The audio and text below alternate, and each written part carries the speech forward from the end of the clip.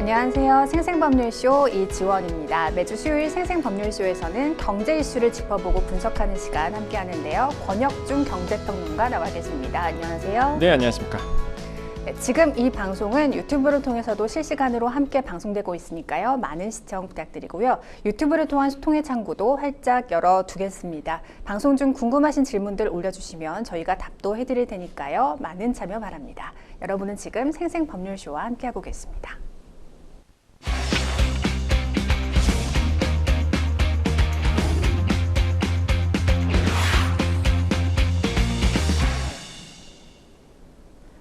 생생 코멘트 시작합니다. 요즘 가장 화제가 되고 있는 말은 무엇인지 그 말이 나온 배경과 의미를 짚어보는 시간인데요. 한 주간의 경제 분야를 달군 생생 코멘트 하나씩 살펴보겠습니다. 첫 번째는요.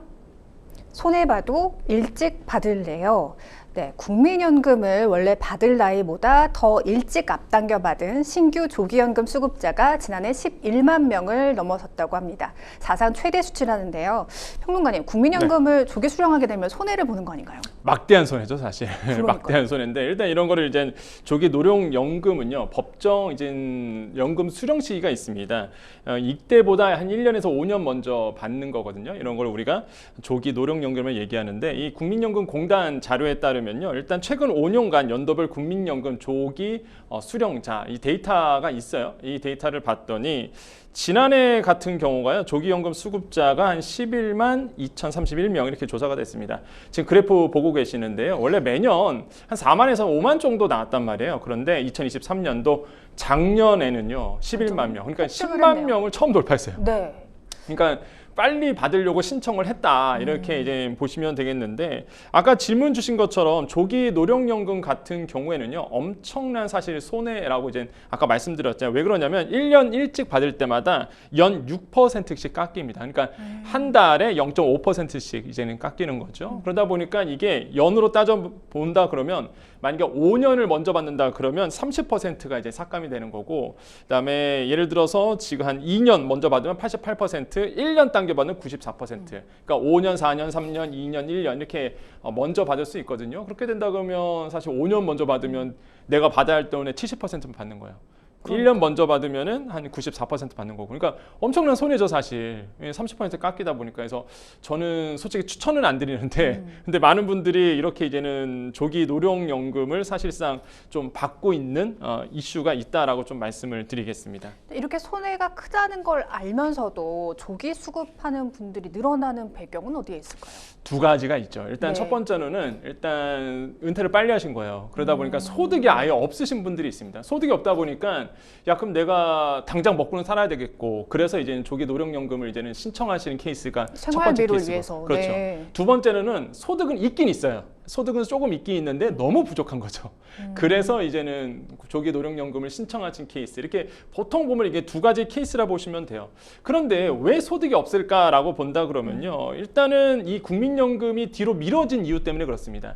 이게 아시겠지만 국민연금 같은 경우는 사실상 98년도에 한번 1차 연금 개혁이 한번 있었거든요. 그때 결정된 것이 5년마다 연금 수령 시기를 1년씩 미루자라는 거였어요. 그래서 이제 연금 수령 시기가 연도마다 좀 바뀌게 됩니다. 뭐 말씀을 드리면 2013년도와 17년도가 이제 61세 이렇게 되고요. 네. 그 다음에 18년도에서 이제는 2022년 62세 이렇게 되는데, 이게 지금 제가 출생 연도로 말씀드리면 53년생부터 56년생은요 61세부터 개시 연령이 되고, 57년생부터 60년생이 62세, 61년생과 64년생이 63세, 그 다음에 65년생, 68년생, 64세, 69년생 이상부터는 이제는 65세의 연금 개시 연령이 되거든요. 점점 늦춰지고 있네요. 그렇죠. 이게 5년마다 이제 한 살씩 이게 늦춰지게 되는 부분이 있는데, 근데 네. 작년에 왜 많아졌잖아요. 네. 그 왜 많아졌느냐? 딱 낀 세대가 61년생이었습니다. 그러니까 딱 네. 돌아오는 거였어요. 원래는 62세에 이제 받을 거라고 난 생각을 하고 있었는데 딱 바뀌는 거예요. 작년에 딱 바뀌었거든요. 63세로. 그 시기에 해당하시는 분들이 작년에 많이 그쵸. 신청을 하셨군요. 그러니까 이제는 나 62세 받을 줄 알았는데 이제 63세로 딱 바뀌다 보니까 그래서 이제는 생각보다 1년이 더 뒤로 받는 거잖아요.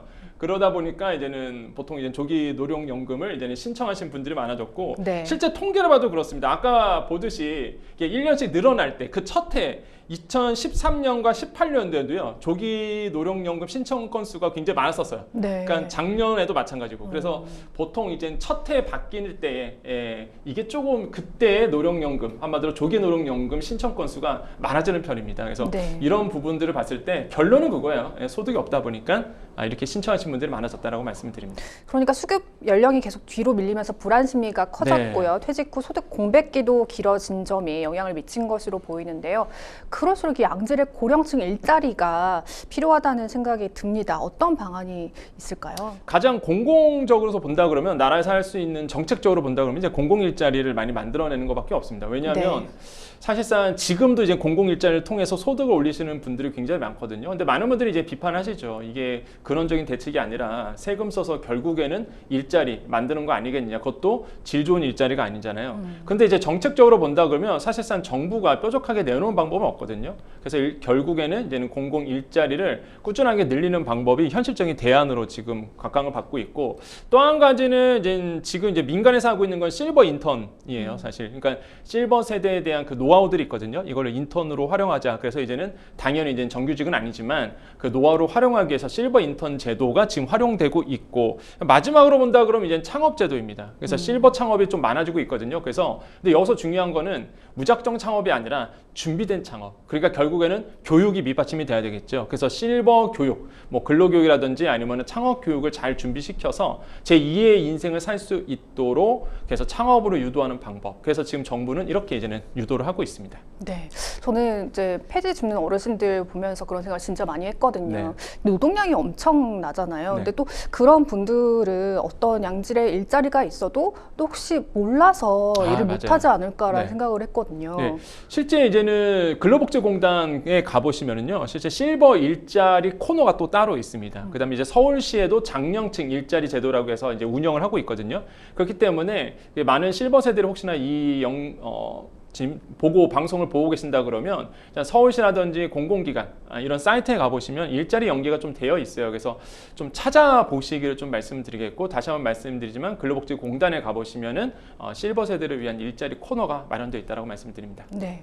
근데 연금을 두고도 사실 젊은 세대도 걱정이 많습니다. 네네. 저출산과 맞물려서 고령 인구가 증가를 하면서 내가 연금을 받을 시기에는 국민연금이 고갈되지 않을까 하는 네. 이런 우려감도 크거든요. 어떻게 그러니까 보세요? 저는 사실상 고갈될 우려는 없다라고 봐요. 그러니까 고갈은 되겠죠. 고갈은 되는데 못 네. 받는 일은 없다. 저는 그렇게 보거든요. 왜 그러냐면 사실상 이제 정부가 망하지 않는 이상은 어떻게든 간에 사실상 국민연금 나오게 돼 있습니다. 다만 이제 걱정하시는 건 그거죠. 내가 낸 돈보다 이제 덜 받을까봐 이게 그게 그렇죠. 걱정인 거지. 네. 사실상 고갈은 되더라도 결국에는 세금을 투입이 나중에 되거든요. 그래서 국민연금은 받긴 받습니다. 근데 그 금액이 작아질 뿐이죠. 그러다 보니까 지금 연금 개혁안이 계속적으로 이제 나오고 있는 건데, 그러다 보니까 이제 모수 개혁이라든지 아니면 근원적인 뭐 개혁이 이루어져야 된다라고 말하고 있죠. 그래서 어쨌든 간에 제가 봤을 때는 젊은 층 중심으로 이 국민연금에 대한 이제 신뢰성이 좀 떨어지는 부분이 있다 보니까, 그래서 지금 이 연금 개혁을 통해서 아무래도 이제는 더 내고 덜 받자라는 국민연금 개혁이 지금 일어나고 있다고 말씀드립니다. 네,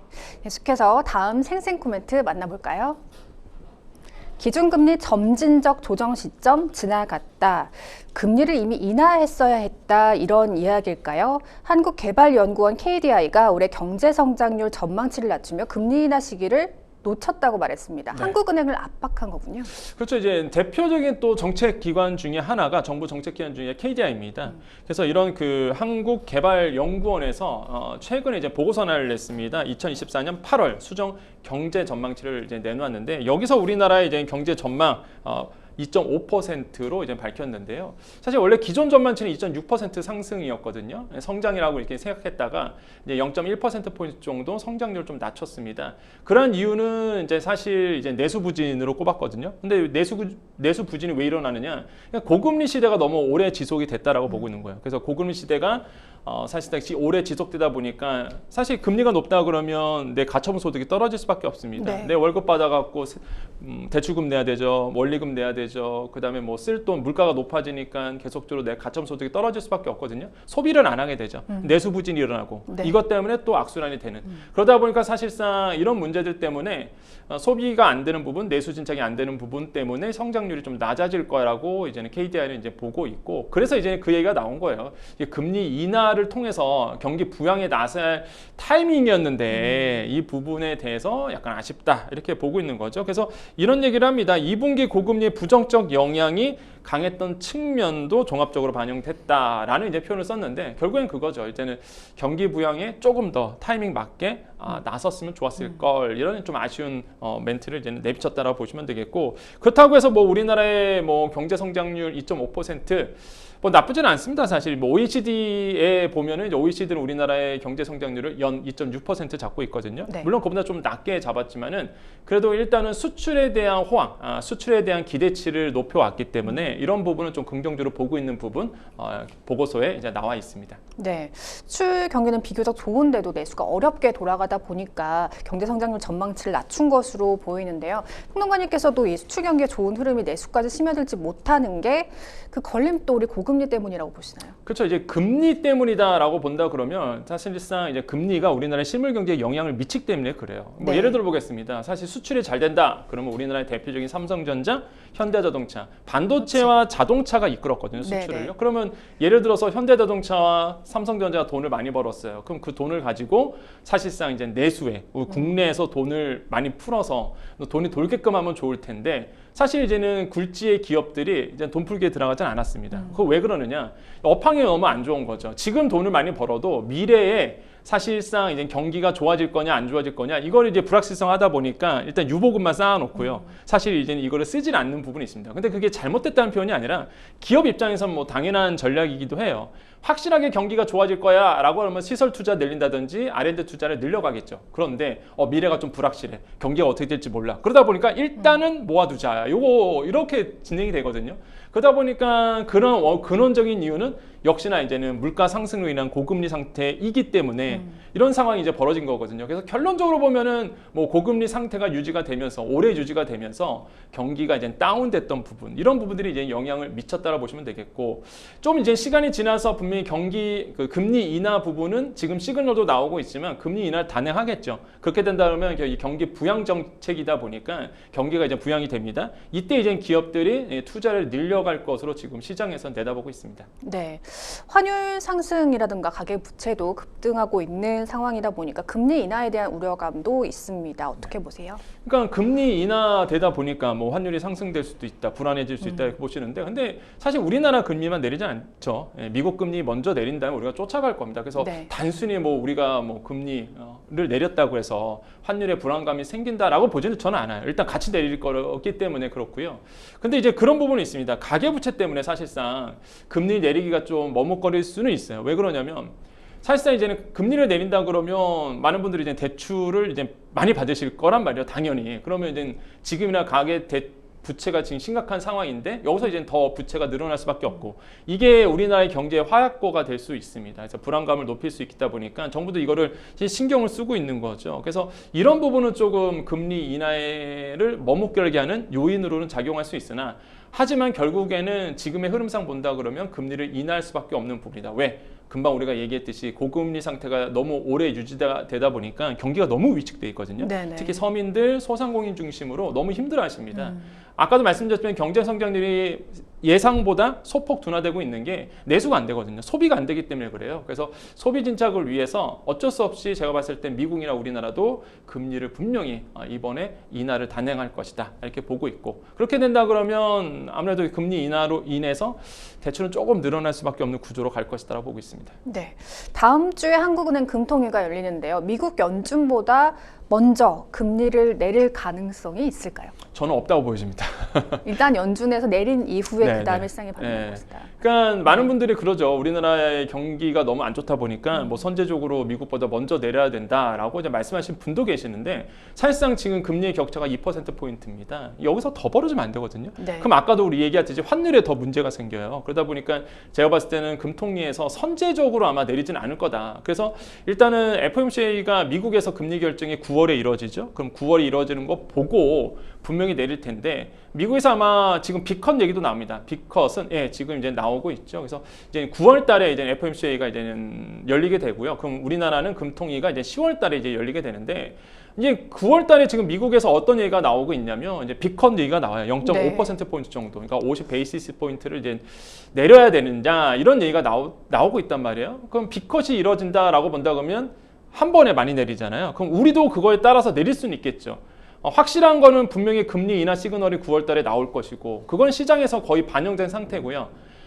이제 우리나라에서는 10월 달에 분명히 내릴 수밖에 없는 구조로 갈 것이다. 그래서 조금 이제 시차를 두고 시장이 이제 영향을 미칠 거라 보고 있고요. 지금 기준금리가 내린다는 거면 이미 시장 금리는 내려간 상태입니다. 지금 그걸 반영해서 선반영해서 내려간 상태라고 보시면 되겠거든요. 그거보다 이제 조금 더 금리 인하의 속도가 이제 붙을 거다라고 보고 있습니다. 그래서 지금 아마 자산을 갖고 있는 분들이라든지 투자하시는 분들 같은 경우에는 분명히 금리 인하 시그널을 보고 금리 움직일 거란 말이에요. 이런 타이밍도 잘 보셔야 되겠다고 말씀을 드립니다.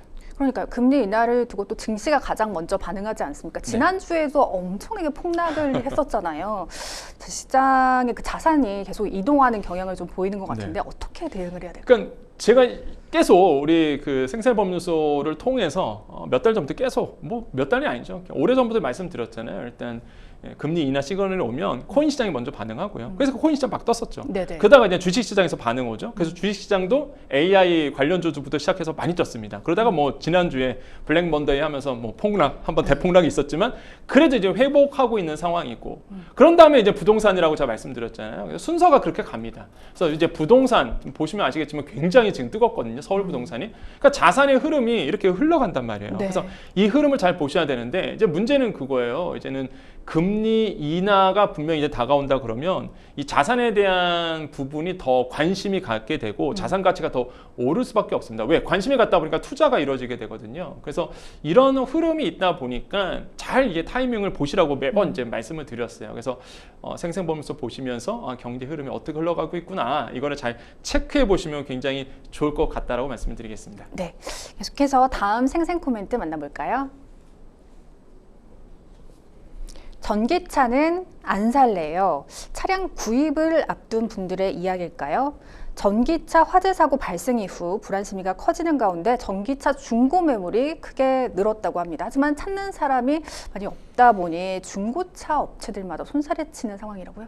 네, 지금 뭐 중고차 딜러들이 매입을 안 해요. 전기차를. 어차피 두 가지 이유가 있습니다. 첫 번째 안 팔리니까 안 팔리니까 아예 매입 자체를 안 하게 되는 거죠. 그래서 그 전기차를 가지고 있는 차주분들은 팔고 싶어하고 뭐 딜러들은 사실상 받아주지 않다 보니까 가격은 더 내려갈 수밖에 없는 구조죠. 그러니까 두 가지라고 말씀드렸어요. 첫 번째는 딜러가 안 받아준다. 매입이 안 된다. 두 번째는 딜러마저도 그 중고차 하시는 분들도 불안해하세요.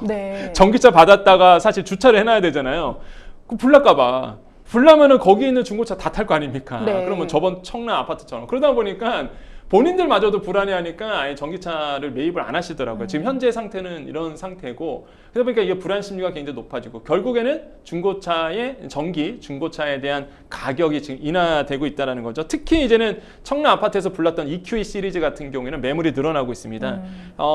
발화 사건이, 그러니까 화재 사건이 일어나기 전 같은 경우에는요, 그 사실상 이제 모델이 그 전조 봤을 때는 뭐 한 5대 정도? 요 정도 있었다가 지금은 확 늘어났다고요. 그러니까 EQE 시리즈를 파시는 분들이 굉장히 많아진 거죠. 그러니까 사실상 이런 분들이 벤츠 전기차를 가지고 있는 분들이 많이 불안해하시고 그 벤츠의 전기차만 그런 게 아니라 실제 뭐 우리나라의 아이오닉 5라든지 EV6 같은 전기차들도 지금 매물이 굉장히 많이 나오고 있습니다. 그러다 보니까 가격이 아이오닉 5 같은 경우는 이제 한 주 만에 1.97% 떨어졌고요. 그 다음에 이제는 전월 대비해서 본다 그러면 EV6 같은 경우는 1% 정도 이제 떨어진 상태라고 보시면 되겠고, 그 다음에 이제는 테슬라 모델도 마찬가지예요. 모델 3 같은 경우도 2.61%, 모델 Y 같은 경우는 3.36% 떨어지면서 뭐 크게 좀 떨어진 부분이 있어요. 그래서 이런 부분들이 중고차 가격에 하락을 지금 전기차 중심으로 좀 나타나고 있다라고 생각해 보는데 결국에는 불안 심리 때문에 그렇거든요. 불안하니까 사실상 계속 팔려고 하는 거고 사주는 사람이 없다 보니까 가격은 떨어지고 이렇게 이제 흘러가고 있다는 말씀을 드립니다. 네. 그러니까 어느 정도 충전이 된 전기차의 지하 주차장 출입을 금지하는 아파트도 늘고 있다고 네. 하고요. 그만큼 불안감이 커지고 있는 상황인데 자동차 업체들이 연이어 배터리 제조사를 좀 공개하기도 했더라고요. 근데 이 배터리도 네. 복불복이라면서요. 네네. 어떤 업체가 들어가 있을지 모른다고 하더라고요. 네, 맞아요. 이게 지금 보면은 현대가 먼저 배터리에 대한 제조사를 밝혔습니다. 네. 공개를 했는데 많은 분들이 궁금해하시죠. 어떤 배터리가 들어갔느냐고 본다 그러면 일단 소형 SUV죠. 코나 EV 2세대 같은 경우가 CATL 배터리, 그러니까 닝더스다이, 중국의 닝더스다이 배터리가 들어간 상태고 나머지 같은 경우는 다 우리나라입니다. 그러니까 전체로 본다 그러면 거의 우리나라 배터리가 이제 현대자동차는 들어가 있습니다. 대표적인 게 뭐 SK온이라든지 LG 에너지 솔루션 이렇게 들어가 있고, 그다음에 많은 분들이 또 궁금해하시는 게 포터 많이 화물차 많이 네네. 전기차 하시거든요. 포터 EV 같은 경우는 우리나라 배터리 SK온이 들어가 있는 상태니까 많은 분들이 좀 안심하고 계시죠. 그 다음에 이제 기아가 발표했습니다. 기아 자동차가 자사의 전기차에 대한 배터리 팩을 발표했는데 레이 EV라든지 니로 EV 일부 모델이 이제 중국산 닝더스다이 CATL 배터리가 들어갔다라고 밝혔는데 나머지 부분은 또 우리나라의 국내산입니다. 뭐 아까 말씀드렸던 EV6라든지 9이라든지 우리나라의 이제는 SK온 배터리가 들어가 있고요. 뭐 EV3 같은 경우에도 LG 엔솔 에너지 솔루션께 들어가 있는 상태고, 그 다음에 이제 기아 자동차도 트럭이 있잖아요, 봉고. 네. 봉고 EV 같은 것도 많이 지금 화물차로 끌고 계시는데 SK온과 LG 엔솔 배터리가 들어갔습니다. 그러니까 중국산 배터리 안 들어가 있죠. 그러면 현대자동차, 기아자동차 딱 발표했어요. 그랬더니 외국산 그 제조사들이 불안해하잖아요, 사실상. 그렇죠. 이 압박이 느껴집니다. 그래서 BMW가 먼저 선제적으로 밝혔습니다. 이 BMW 같은 경우가 특징이 뭐냐 그러면 삼성 SDI 배터리가 많이 들어갔습니다. 이거는요 2022년도에 그 BMW 회장이 우리나라에 방문했거든요. 그때 뭐 기사도 많이 됐는데 이재용 회장이랑 미팅을 가졌습니다. 그래서 이제 그때 어떤 얘기가 나왔냐 그러면 BMW 전기차에 삼성 SDI 배터리가 들어가나 보다 이렇게 이제 소문이 있었거든요. 실제 이번에 BMW가 자사에 대한 전기차 배터리 팩을 요번에 발표했는데 실제 삼성 SDI가 많이 들어갔어요. 네. 그래서 이제는 많은 BMW 전기차 차주들이 안심을 하고 있는 상황이었던 거죠.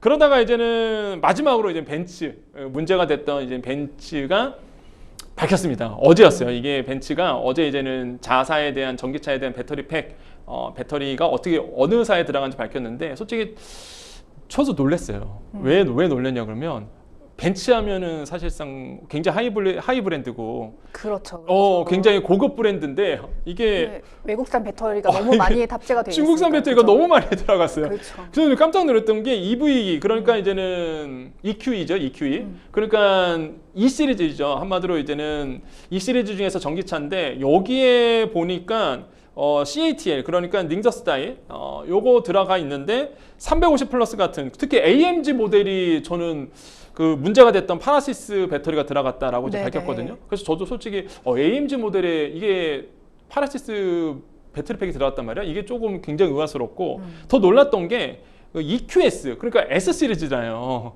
S 클래스인데 전기차의 S 클래스인데 아니 S클래스 350에 파라시스 배터리가 들어간 거예요. 그러니까 상대적으로 좀 저렴한 배터리가 들어간 거잖아요. 그렇죠. 어떻게 굉장히 네. 하이 트림에 네. 그러니까 S 클래스 그다음에 마우바우, 그러니까 SUV 중에서 마우바우 그 클래스가 있는데 여기에도 CATL이 들어가고 그다음에 SUV 중에 E 클래스가 있는데 여기서 파라시스 들어가고, 그러니까 상위 트림일수록 중국산 배터리가 많이 들어가 있습니다. 그래서 저는 그게 되게 의아했거든요.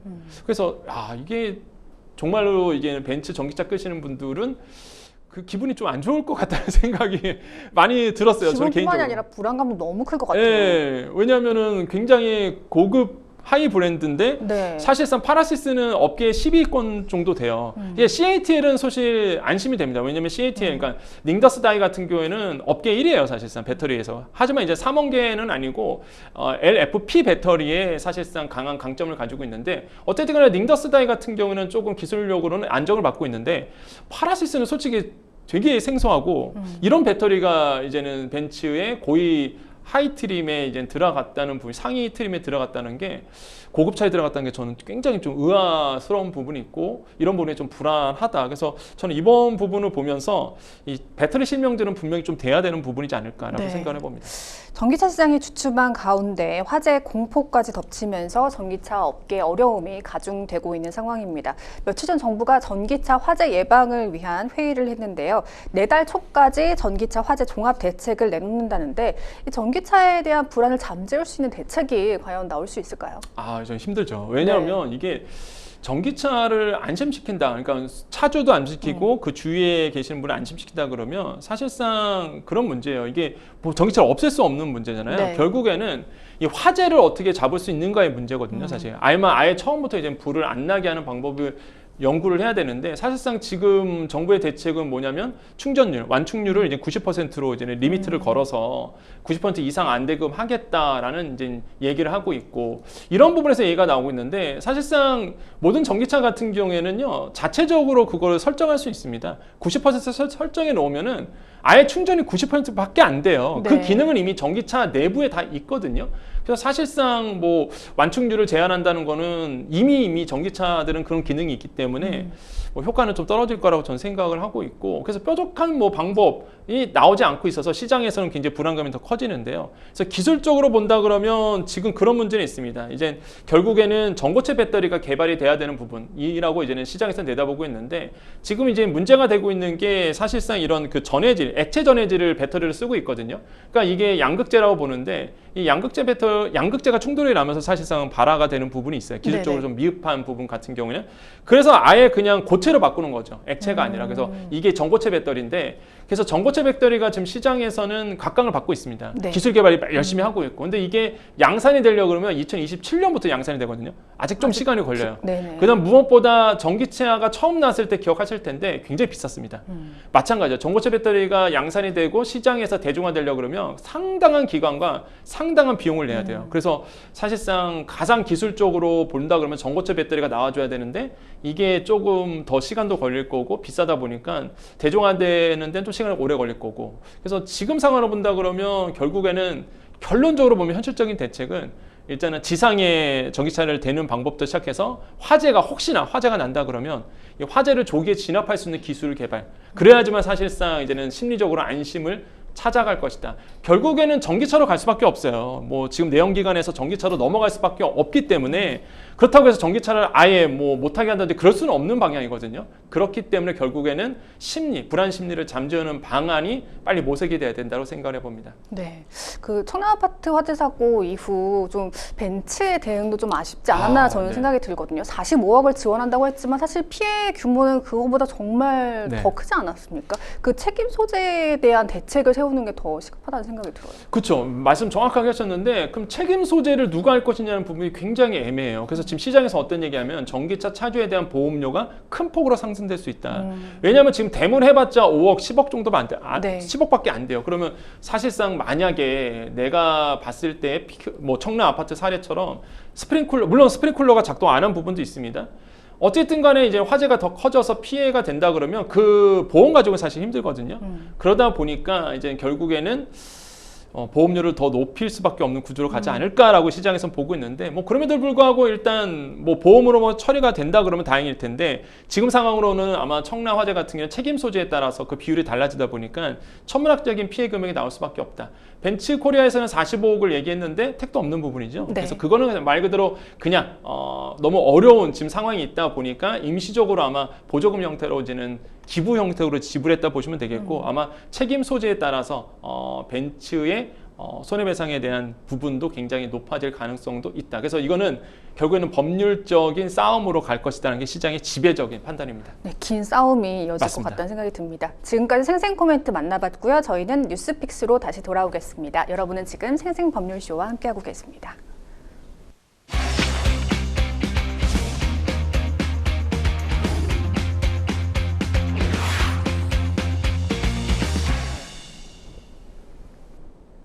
분야별 가장 핫한 소식을 집중 분석해보는 시간 뉴스픽스 시작하겠습니다. 매주 수요일 경제 분야 주요 이슈들을 짚어보고 있는데요. 오늘 만나볼 첫 번째 주제는요. 서울 집값 오름세 확산, 88 부동산 대책 효과 있을까입니다. 서울 아파트 매매 가격이 오름세를 나타내며 2개월 연속 상승 거래 비중이 절반을 넘어섰습니다. 이런 가운데 정부가 지난주 주택 공급 확대 방안이 담긴 88 부동산 대책을 발표했는데요. 효과가 있을지 짚어보도록 하겠습니다. 서울과 경기 주요 지역에서 아파트 매매 상승 거래 비중이 2개월 연속 절반을 넘어섰습니다. 평론가님, 이 정도면 오름세로 가고 있다 이렇게 봐도 될까요? 이미 시장 흐름 짚어주시죠. 이미 그냥 오르고 있는데요. 네. 그래서 제가 예전부터 말씀드렸습니다. 결국에는 금리 인하 시그널이 나오면 뭐 계속적으로 자산은 아까 우리가 얘기했듯이 옮겨갈 수밖에 없고, 특히 이제 부동산 쪽에서 마지막으로 된 탄력을 받게 돼요. 근데 네. 이미 부동산 시장은 제가 오래전부터 말씀드린 것처럼 이미 서울 부동산 쪽은 이미 다 올랐습니다. 지금도 오르고 있지만 이미 오름세는 계속 나오고 있고, 특히 그 오름세가 가팔랐던 것이 이번 연도 3월부터요, 사실. 네. 작년부터 계속 오르고 있었지만은 이제 3월부터는 급격하게 이제 오름세가 보여주고 있는데, 이제 실제 한국 부동산원 자료입니다. 이제 매매 지수인데요. 매매 가격 지수 변동률 봤더니 8월 첫째 주 같은 경우가 이제 지난주보다 이제는 상승폭이 이제 나오고 있는 부분이 있어요. 지금 전국적으로 본다 그러면 0.07% 상승률 나오고 있고요. 수도권은 0.16 이렇게 나오고 있는데, 서울 같은 경우는 0.26% 이제 8월 첫 주에 올랐습니다. 근데 이제 전주보다는 좀 둔화됐죠. 그거는 휴가철이 때문에 그래요. 네. 8월 첫째 주는 휴가철이다 보니까 거래가 좀 둔화되면서 나오는 거지. 제가 봤을 때는 아마 8월 둘째 주, 셋째 주 매매 가격 지수 나오면 아마 상승률이 더 높아질 가능성은 굉장히 크다. 근데 그래프 보시면 아시겠지만 지방은 떨어졌습니다. 계속 하락세거든요. 양극화가 너무 양극화가 계속 일어나요. 그러니까 네. 한쪽은 크게 계속 오르고 있고요. 한쪽은 계속 떨어지고 있는 겁니다. 그 뜻은 뭘까요? 시간이 가면 갈수록 더 갭이 더 벌어질 수밖에 없다라는 거죠. 그래서 제가 봤을 땐 지방 부동산은 계속 힘들어질 수밖에 없는 부분이고, 서울 부동산 중심으로 계속적으로 오를 수밖에 없는 구조로 지금 가고 있고요. 지금 보면은 서울 아파트 값은 20주 연속 오르고 있습니다. 그러니까 계속 오를 가능성이 굉장히 크고요. 수도권도 12주 연속 오르고 있거든요. 그러다 보니까 계속 오름세가 지속이 되고 있는 부분. 근데 안타까운 거는 비아파트라고 보면 연립주택, 아니면은 뭐 빌라 이렇게 네. 얘기하는데, 여기는 사실상 거의 지금 폭탄 수준입니다. 폭탄이라는 거는 뭐 매물이 많다라는 얘기도 되고요. 그 다음에 이제 매매가 거의 안 된다. 그러니까 뭐 한마디로 뭐 속된 표현로 난리가 났다. 그러니까 거래가 안 돼요, 거래가 일단.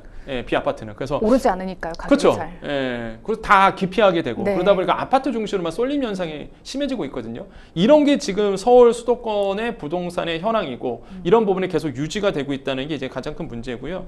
그래서 저는 이제 문제가 되고 있는 게 사실 이제 앞으로 어떻게 되느냐는 거예요. 이게 착공 물량과 인허가 물량을 좀 보셔야 됩니다. 그러니까 네. 인허가 물량이 있고 착공 물량이 있고 준공 물량, 이렇게 세 가지로 나눠서 보셔야 되는데, 인허가 같은 경우에는요, 실제 아파트 인허가 지난해부터 좀 감소된 부분이 있거든요. 그러니까 인허가 좀 감소됐다는 얘기는 물량이 지금은 당장 아니지만은 한 3년 후, 4년 후에는 물량이 없다는 얘기예요, 사실. 네. 그래서 이렇게 이제 보시면 되고, 올 상반기, 과거 상반기에 비교해서 보면 92% 정도 되거든요. 그러니까 이게 조금 이제 둔화가 되고 있는 부분도 있고, 착공 물량도 마찬가지입니다. 아파트 착공 물량이 지난해까지 64% 수준이에요. 그러니까 이게 착공 물량도 적습니다. 착공 물량도 지금 이제 적은 수준이고 상반기 기준입니다. 그 다음에 이제는 준공 물량도 마찬가지입니다. 준공 물량도 보통 장기 평균 대비해서 보면 높은 편이긴 한데, 그러니까 준공이라는 건 이제 아파트가 준공이 된 거잖아요. 그러니까 네. 공급은 지금이 돼요. 그런데 이제 문제가 인허가율 떨어지고 착공 물량이 줄다 보니까 2026년과 2027년 초반 요때가 이제 물량이 공급이 안 된다라고 시장에서 보고 있어요. 요게 지금 시장에 영향을 미치면서 사람들이 공급이 안 될 거야, 그 아파트 가격 뛸 거야, 야 그럼 지금 사야 돼, 이런 심리가 있는 거예요. 이렇게. 네. 그래서 많은 분들이 지금 서울 아파트에 관심이 계속 있는 거죠. 그래서 이런 부분에 불안 심리가 있거든요. 공급이 이제 부족할 거라는 불안 심리가 있어서, 그래서 정부가 88 대책을 내는 거죠. 물량 쏟아내겠다. 이게 이제는 핵심이거든요, 88 대책에. 그래서 이렇게 지금 흘러가고 있다고 말씀을 드립니다. 네, 집값 따라서 은행 가계 대출도 늘었습니다. 은행들이 금융당국의 가계 부채 속도 조절 주문에 발맞춰서 대출 금리를 계속 높이고 있습니다. 그럼 걱정되는 건 영끌족이거든요. 영끌족들 괜찮을까요? 힘들죠. 지금 영끌족 아마 힘드실 거예요. 왜냐하면 금리 인하된다며 아마 그러실 겁니다. 야, 금리 인하된다면서 왜 올라? 아마 되게 당황하실 텐데. 네. 그 흐름이 있어요. 왜 그러냐면 사실 저는 이건 좀 불만입니다. 은행들이 막대한 또 수익을 얻을 거예요, 이번 연도에. 왜 그러냐면요. 일단 시장금리 낮춰지고 있었습니다. 실제 네. 이제는 기준금리가 인하될 거야라는 시그널 때문에 이미 시장에서 먼저 반영이 되거든요. 그래서 시장금리 낮아지고 있는 상황이었고요. 실제 이제 코픽스도 낮아지고 있고 5년물짜리도 낮아지고 있습니다. 이제 코픽스는 변동금리에 영향을 미치고요. 이제 은행채 5년물 같은 경우는 이제 고정금리에 영향을 미치는데 다 낮아지고 있는 상태였단 말이에요. 그러면 이제 대출금리도 낮아지는 게 맞아요. 그런데 가계대출이 점점 심해지죠. 아파트 가격이 높아진다 그러니까 많은 분들이 또 대출을 받죠. 불안해집니다. 아파트 가격 뛴대요. 이제는 정부가 욕을 먹게 생긴 거예요. 그러니까 정부가 뭘 합니까? 뾰족하게 내놓을 수 있는 방법은 없거든요. 그래서 은행들 보러 이러는 겁니다. 야, 가계대출 증가하니까 이거 조절 좀 해. 은행들은 얼씨구 나는 거죠. 지금 얼씨구 해서 가상금리를 높이고 있습니다. 이게 네. 기준금리는 계속적으로 낮아지고 있는데 사실상 시장금리는 낮아지고 있는데 그러면 이제는 대출금리가 높이려고 그러면 뭐겠어요? 우대금리 없애고 가상금리 높이는 거거든요. 지금 은행들이 가상금리 계속 높이고 있어요. 이거는 네네. 매주마다 높입니다. 매주마다 이건 변동이 되거든요. 지금 노명은행도 그렇고 그 다음에 뭐 시중 5대 은행 다 그래요. 그러니까 불만인 거죠. 아니 그렇게 되면 은행들은 사상 이익에 또 이번 연도에 최대 이익을 얻을 거예요. 그렇겠네요. 그러면 그거 가지고 사회 환원을 하면 모르겠는데 그런 건 사회 환원도 잘 보이지는 않고 네. 얼씨군 하는 거예요. 지금 제가 봤을 땐 얼씨군 하고 있거든요. 그래서 지금 대출 받으신 분들 입장에서는 아니 뭐 실장금리 낮아지면서 금리 낮아진다는데 왜 내 대출 금리는 그대로야 이런 게 많거든요. 그래서 뭐 영끌족 같은 경우는 사실상 더 힘들어지긴. 저는 고민 안 합니다. 그분들은 걱정할 필요가 없다. 왜요? 영끌족은 네. 영끌족대로 대가를 받아야 된다. 아. 저는 그렇게 봐요. 그러니까 과도한 레버리지를 하신 거잖아요. 그거는 네. 혹독한 대가가 있어야 된다고 저는 보거든요. 근데 건전하게 내 자산을 지키려고 하고 정말 서민들이 대출 받아서 내 집 마련하셨던 분들한테는 사실 이거는 불리한 거죠. 그래서 저는 이런 것들은 사실상 이제는 시장에서 조절을 해줘야 된다. 그래서 은행들도 어느 정도 이런 부분을 감안해줘야 된다고 보고요. 그래서 이제 서민들 대출 이자를 이렇게 과도하게 높인다거나 그러지 않았으면 좋겠다는 개인적 생각을 좀 피력해 보입니다. 네. 내일 광복절이에요. 광복절 지나고 16일부터 부동산 관련 정책자금 대출금리가 최대 0.4%포인트 오른다고 합니다. 많이들 이용하시는 디딤돌 대출, 버팀목 대출에도 이게 네. 적용이 되는 거죠. 그렇죠. 불만이 더 커질 것 같은데요. 불만 많죠. 지금 그러니까 아파트, 그러니까 내 집 마련을 했을 때 두 가지가 있습니다. 첫 번째가 디딤돌 대출이죠. 그거는 이제는 말 그대로 내 집 마련 대출이에요. 네. 내가 싼 정책 자금이거든요. 그러니까 그러다 보니까 소득 기준도 있고 자산 기준도 있는데 이 디딤돌 대출을 보면은요, 지금 이제 10년, 15년, 20년, 30년 이렇게 좀 나눠집니다. 장기 대출이 이제 30년. 그래서 많은 분들이 사실 디딤돌 대출 받는다 그러면 30년짜리 많이 하시거든요. 네. 그럼 8,500만 원 이하이신 분들 연소득 이분들 같은 경우에는 금리가 3.55% 정도 돼요. 그런데 이게 변하는 거예요. 이게 금리를 정책 금리를 높입니다. 정부가 가계대출 증가되다 보니까 이거 높이겠다고 발표했어요. 3.95로 높아집니다. 0.4%가 정말 크거든요. 엄청나죠. 왜냐하면 원금이 대억 단위다 보니까 그쵸. 0.5%만 늘려도요, 0.4%만 늘려도 크게 증가되는 거거든요. 그러니까 이게 부담스러울 수밖에 없는 부분이고요. 그 다음에 이제 우대금리를 적용을 하겠죠. 그래도 우대금리 적용해도요, 사실상 받는 분들이 많이 없어요. 뭐 유자녀 가구, 뭐 예를 들어 전자계약한다 그러면 그 정도? 요 정도 한 사실 우대금리를 받는 거지 사실상 저거를 다 받는 분들은 거의 없거든요. 그렇기 때문에 이제 금리에 대한 부담이 높아질 수밖에 없다. 그래서 이제는 내 집 마련 하시는 분들, 실수요자 중심으로 정책금리마저 이렇게 디딤돌 대출마다 금리를 높여버리면 내 집 마련 어떻게 하냐. 그러니까요. 부담스러울 수밖에 없다. 네. 얘기를 하고 있고 정부는 이제는 어쩔 수 없이 가계대출 너무 증가되고 정책자금 중심으로 높아지다 보니까 많아지다 보니까 금리를 높이겠다고 얘기한 거고 이제 또 하나가 이제 버팀목 대출이죠. 요거는 이제 전세 대출입니다. 이제 전세 사시는 분들이 이제 받을 수 있는 게 이제 버팀목 전세자금 대출인데 요거 표를 본다 그러면 일반 버팀목으로 가보겠습니다.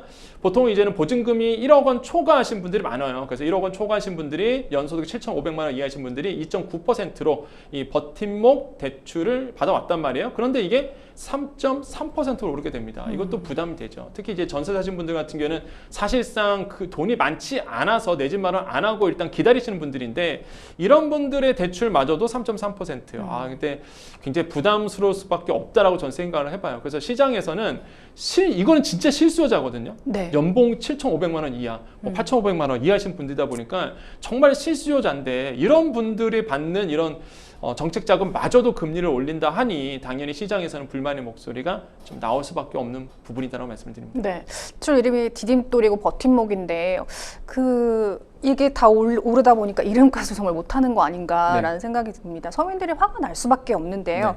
집을 구하는 실수요자들은 뭐 공급이 늘고 집값이 하락할 때까지 그럼 매수를 참으라는 거냐 이렇게 받아들이시는 분들 많거든요. 많죠. 왜 그러냐면 항상 자산의 상승기가 있습니다. 그래서 지금 많이들 뭐 뉴스에도 나오고 있지만은 지금 매수해야 돼라는 막 시그널이 너무 많은 거예요. 그러니까 이제 사실상 이제 쫓겨가는 거죠, 심리가. 그래서 나도 그러면 이번 기회에 내가 그러면은 일단 내 집 마련해야 되겠다라고 이제 마음을 잡고선 사실상 대출을 알아봤는데 디딤돌과 버팀목 전세자금마저도 오르다 보니까 당연히 그러면은 아까 말씀하신 것처럼 그럼 집값 떨어질 때까지 기다리라는 얘기냐? 그럼 그게 언제 올지 모르는 거예요. 나는 지금 당장 타이밍이라고 보는데 대출 금리를 계속 높여가다 보니까 그래서 이제 불만의 목소리가 나오는 거고 무엇보다 기준금리 낮아진다며 시장금리 낮아지고 있는데 왜 대출금리만 올라? 이게 불만의 목소리가 나오는 거죠. 그래서 저는 이런 부분은 분명히 저는 잘못됐다라고 저는 생각을 해봐요. 그래서 은행들에 대한 저는 이런 부분이 되게 불만이에요, 솔직히. 예, 은행들이 이렇게 가상금리를 높이면서 이제 실소자 중심으로 규제를 좀 까다롭게 구는 거는 저는 사실상 좀 불만일 수밖에 없다. 오히려 책임 소재를 가린다 그러면 사실상 정부가 스트레스 DSR 2단계 7월부터 하기로 했는데 2달 연기시켰잖아요. 이게 오히려 시장에 더 악영향을 미쳤거든요. 정책에 대해서 이제 신뢰감이 좀 깨진 부분. 그러니까 오히려 이런 부분에 대해서 이제 비판을 받을 만하다. 그러다 보니까 지금 실수요자 중심에는 사실상 좀 지금 금리자 때문에 좀 불만의 목소리가 나오고 있다고 말씀드립니다. 네, 앞서 정부는 아까 말씀해 주신 것처럼 좀 물량으로 극복을 하겠다는 의미로 지난주 주택 공급 확대 방안, 이른바 88 부동산 대책을 발표했습니다. 시장 친화적이다 이런 분석이 나오고 있는데요. 평론가님은 전반적으로 어떻게 보셨습니까? 전 이건 잘했다고 봐요. 왜냐하면 사실 이제 부동산 서울 아파트 가격이 뛰는 이유가 여러 가지가 있습니다. 여러 가지가 있지만 또 하나 그 여러 가지 이유 중에 하나가 이 공급이 안 된대라는 불안 심리였거든요. 근데 여기서 이제는 88 대책이 나오면서 88 대책의 핵심은 그거예요. 공급 늘려준다. 그것도 그냥 과거 정부처럼 그냥 막 서울 외곽 먼 곳에다가 공급을 늘리는 게 아니라 정말 실수요자들이 좋아할 만한 서울 근교, 심지어 서울에 있는 그린벨트 풀어서 지금 강남권으로 보고 있는데 서울의 그린벨트를 풀면서까지 서울 안에 또 사실상 주택지구, 신규 주택지구 책정을 해서 뭐 아파트 공급 늘리겠다라는 부분, 그러다 공급의 불안 심리를 꺾어 놓으려는 이런 어떤 전략이라고 저는 보거든요. 근데 저는 그래서 적정한 타이밍에 뭐 공급 대책의 부분은 잘 발표를 했다라고 저는 생각을 해봐요. 그래서 실수요자 중심으로 과연 어떻게 받아들일지 제가 봤을 땐 좀 대기하는 분들이 많을 겁니다. 왜냐하면 그린벨트가 풀리거든요. 그린벨트가 원래는 1월 달에 이미 발표를 했었어요. 그린벨트, 서울 그린벨트는 아니고 전국에 있는 그린벨트 좀 풀어서 2만 호 가구 좀 내놓겠다라고 얘기했는데 이번에 8만 호 가구거든요. 그러니까 거의 4배를 점핑 시킨 거예요. 그 중에서도 이제 서울에서 1만 가구가 나오거든요. 그린벨트 풀어서. 그러니까 사실상 만약에 내가 실수요자고 내가 지금 무주택자고 청약의 기회를 노리겠다 하시는 분들은 기다리죠. 당장 내가 지금 아파트 안 사고 내 집만 안 하고 일단 이 물량 풀릴 때까지 아마 기다릴 겁니다. 그러면 지금의 매수 심리가 다 꺾일 수밖에 없어요. 그래서 이거를 이제 정부가 생각을 하고 이 공급 대책을 내놨다라고 평가를 해봅니다. 그래서 저는 적정한 타이밍이었다. 좀 늦었으면 큰일 날 뻔했어요. 그래서 88 대책은 말 그대로 이게 제가 우스갯소리 얘기하는데 사람들한테 팔팔하다.